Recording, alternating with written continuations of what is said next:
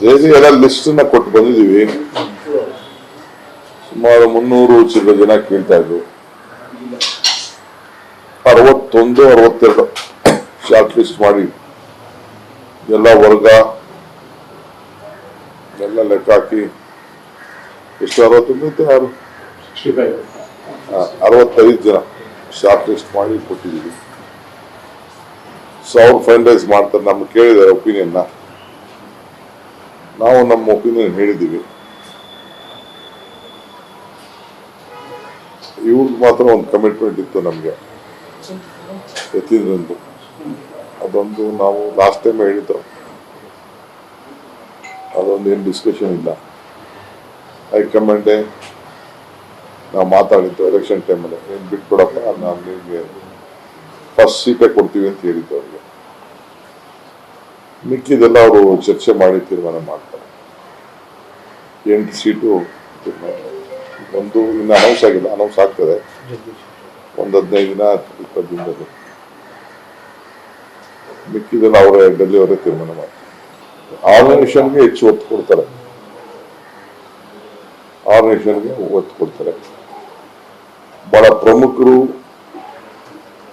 ಒಂದು 7-8 ಜನ ಸೀನಿಯರ್ಸ್ ಚುನಾವಣೆಯಲ್ಲಿ ಸೋತೋರು ಕೇಳಿದ್ದಾರೆ. ಅದೊಂದು ಹೈಕಮಾಂಡ್ ತೀರ್ಮಾನ ಮಾಡ್ತಾರೆ. ಹೇಳಕ್ ಮಾಡ್ತಾರಿಲ್ಲ, ಬಹಳ ಪ್ರಮುಖರಿದ್ದಾರೆ. 7-8 ಜನ ಸೀನಿಯರ್ ಲೀಡರ್ಸ್ ಇದ್ದಾರೆ, ಅವರು ಕೇಳ್ತಾ ಇದ್ದಾರೆ. ಕೆಲವು ಸೀಟ್ ತ್ಯಾಗ ಮಾಡಿದವರು ಇದ್ದಾರೆ, ಅಸೆಂಬ್ಲಿ ಸೀಟ್ನ ತ್ಯಾಗ ಮಾಡಿದವರು ಕೆಲವರು ಇದ್ದಾರೆ.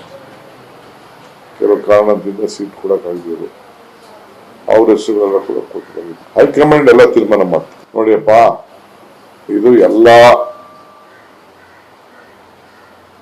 ಕಲ್ಯಾಣ ಕರ್ನಾಟಕ, ಮುಂಬೈ ಕರ್ನಾಟಕ, ಕರಾವಳಿ, ಬಯಲುಸೀಮೆ,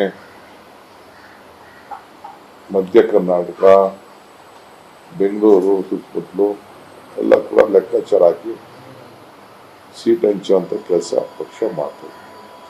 ಬರೀ ಬೆಂಗಳೂರಿಗೆ ಕೇಂದ್ರೀಕೃತವಾಗಿ ಮಾಡೋಕ್ಕಾಗಲ್ಲ. ಮಂಗಳೂರಲ್ಲೇ ನಾನು ಹೇಳ್ತೇನೆ, ಒಂದು 21 ಜನ ಇದ್ದಾರೆ. ಮಂಗಳೂರು, ಉಡುಪಿದೆ 21 ಜನ. ಚಿಕ್ಕಮಗಳೂರಲ್ಲೇ 9 ಜನ ಇದ್ದಾರೆ. ಒಂದೊಂದು ಜಿಲ್ಲೆ ನಾನು ಹೇಳ್ತೇನೆ. ಮೈಸೂರಲ್ಲೂ 11 ಜನ ಇದ್ದಾರೆ.